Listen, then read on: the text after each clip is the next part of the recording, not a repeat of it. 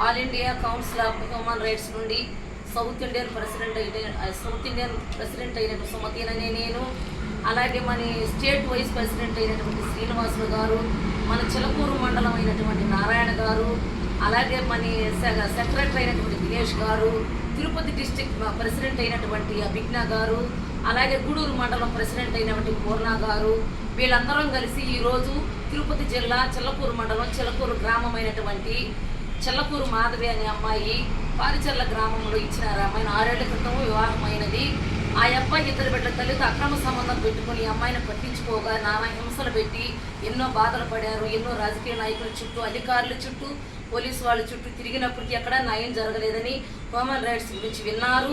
మన దగ్గరకు వచ్చి న్యాయం చేయమని కోరారు. అలాగే మన human rights founder and chairman అయినటువంటి డాక్టర్ సురేష్ కుమార్ గారు, ఫిలోమేనా మేడం గారికి మేము మొత్తం చెప్పడం జరిగింది. వాళ్ళు ఖచ్చితంగా మేము హ్యూమన్ రైట్స్ నుంచి మీ ఫ్యామిలీకి మేము అండగా ఉంటామని మాట ఇచ్చినారు. ఆ అమ్మాయికి న్యాయం చేయమని మేము కోరినప్పుడు ఖచ్చితంగా మా ద్వారా మీకు న్యాయం చేస్తామని చెప్పినారు.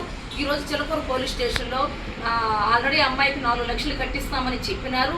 న్యాయం జరగనప్పటికీ ఆ అమ్మాయికి న్యాయం చేయడానికి మేము ఎస్ఐ గారిని కలవడానికి వచ్చినాము.